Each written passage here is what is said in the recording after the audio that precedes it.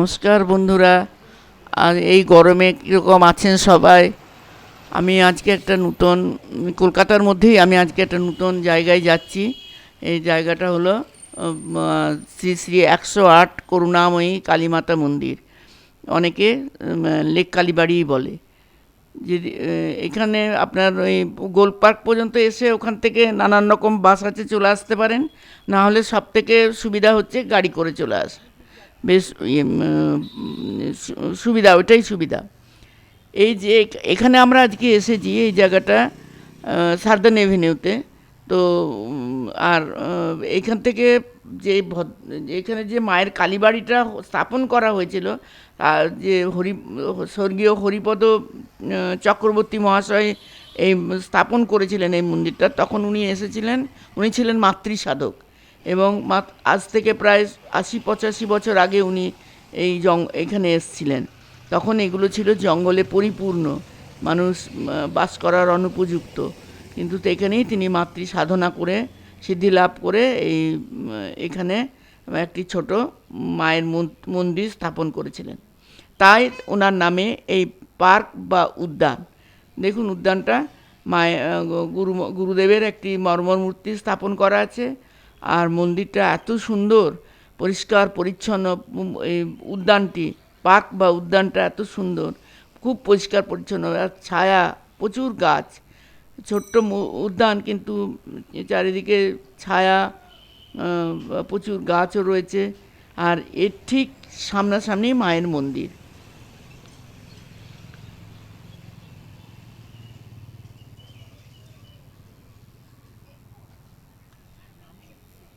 এই যে মন্দিরটা দেখতে পাচ্ছেন সামনে, আমি আরও আরেকবার দেখাবো মন্দিরটা। এই যে রাস্তাটা দেখছেন, এটা হচ্ছে সামনে রাস্তা। এটা হচ্ছে শরৎ বোস রোড আর সার্দার্ন এভিনিউয়ের ক্রসিং থেকে মাত্র 100 মিটার। এই দেখুন রাস্তাটা, এই রাস্তাটা, এই এই এই আর্চিটা দেখাচ্ছে ওপরে, এটা তো ওনার উদ্দেশ্য, ওনার নামেই এটা উৎসর্গ করা হয়েছে। এখানেই লেখা আছে গুরুদেবের নাম, স্বর্গীয় হরিপদ চক্রবর্তী মহাশয়। এইখান থেকে আপনি সামনের দিকে তাকালে, আমি দেখাচ্ছি আপনাকে, সামনের দিকে তাকালে মন্দিরের যে চূড়াগুলো দেখা যাবে। নূতন মন্দির তৈরি হচ্ছে। এই দেখুন কত সুন্দর মন্দির, বিরাট বড় মন্দির তৈরি হচ্ছে। ভেতরেও আমরা ঢুকে দেখেছি, কিন্তু বাইরের থেকে চূড়াটা বেশ ভালো দেখা যাচ্ছে। মন্দির হয়তো সময় একটু লাগবে, তবে অনেকটা কাজ এগিয়েছে দেখলাম। এরপরে সামনে দেখুন, এদিকগুলো সব দোকান, মাত্র 4-5টা মিষ্টির দোকান বা পুজোর সামগ্রীর দোকান রয়েছে।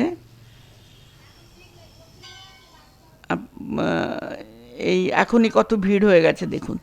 6টার সময় মন্দির খুলে যায়, আর শনিবার দিন খালি 5:30টায় খোলে। আমি পরে আপনাদের বলে দিচ্ছি কটা পর্যন্ত খোলা থাকবে। এই দেখুন মন্দির দোকান, এই দোকানের মিষ্টি এবং অন্যান্য পুজোর সামগ্রী খুব ভালো।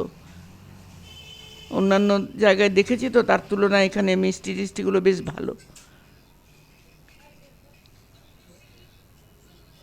এই দেখুন মায়ের এবার মন্দির। মাত্র 3 ফুটের মাত্র কষ্টি পাথরের মূর্তি।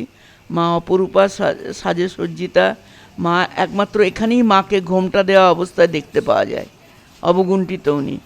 আর অপরূপ সাজসজ্জা, গয়না, সুন্দর সুন্দর শাড়ি, যখনই আসবেন দেখতে পাবেন। আর ওই মায়ের মূর্তির সামনে যে একটা ইয়ে রয়েছে, রেলিং দেওয়া আছে, তারপরেই যে একটা জায়গা রয়েছে, ওটাও আপনার খাঁচার মতো। ওর মধ্যে এরকম দেখাচ্ছি, খাঁচাটার মধ্যে সব ওই হাতের ডোর, সুতো, এই সমস্ত মানত করে বেঁধে দেয়।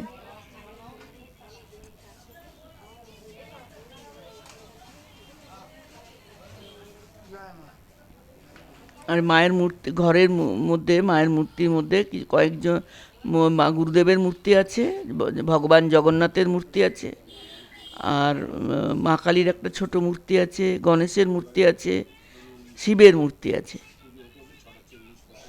আর এরপরে আপনার এই যে ঘন্টাগুলো দেখলাম আমরা, ঘণ্টাগুলো সব মানতের ঘণ্টা। তবে এখানে কট্টরভাবে নিষিদ্ধ হচ্ছে বলি, বলি বাবা কেউ যেন এখানে মানত না করে। মায়ের মূর্তির দিকে তাকিয়ে আপনি একদম অস্থির হয়ে যাবেন, এত অপরূপ মায়ের মূর্তি। এরপরে আমরা মন্দির থেকে একটু একটু হেঁটে বেরিয়ে এলাম। এই যে লাল গেটটা দেখছেন, এখানে ঢুকলাম। এটা পরে ভবিষ্যতে মন্দির হয়ে যাবে, মন্দিরের অংশ হয়ে যাবে। এখানে 3টি বেদি রয়েছে, এই গ্রিল দিয়ে বন্ধ করা আছে এখন। এই প্রথমেরটা হচ্ছে মা ধূমাবতী চণ্ডীর বা দশমী মহাবিদ্যার একটি রূপ, ওই কাক বাহনা আর কুলো হাতে নিয়ে। আর পরেরটি হচ্ছে মা বগলারও, এটাও দশমহাবিদ্যার এক মূর্তি। জীবের বা লালসার জন্য জীবটা টেনে ধরে রেখেছে মানুষের, আর হাতে মুদগর, এখানে আর হলুদ শাড়ি পরিয়ে তা থাকেন মা সবসময়।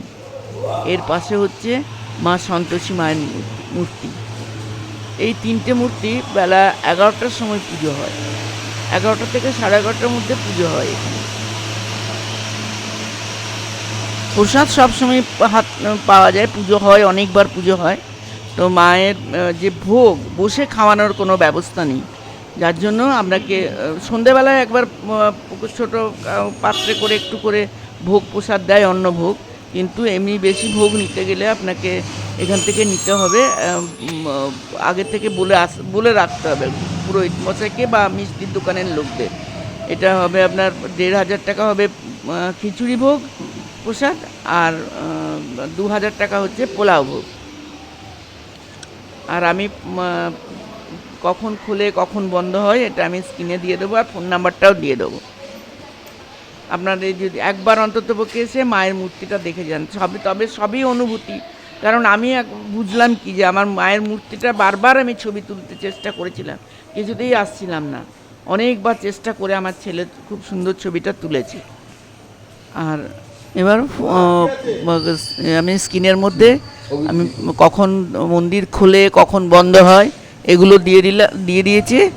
আর ভোগ যদি কেউ নিতে চান তাদের জন্য আমি নিচের ঠিকানাটা দিয়ে দিলাম, ওই ঠিকানায় ফোন করলে ওরা রেখে দেবে, রেডি করে বক্সে ভরে রেখে দেবে। আর যদি আপনাদের এই মন্দিরটা একবার সবাই দেখে যান, খুব ভালো লাগবে দেখলে। মায়ের মূর্তিটা অপরূপ মূর্তি। আর যদি ভালো লাগে আপনাদের তাহলে লাইক করবেন, সাবস্ক্রাইব করবেন। আবার পরের যখন আবার কিছু করব তখন আপনাদের আবার চ্যানেলে দেব।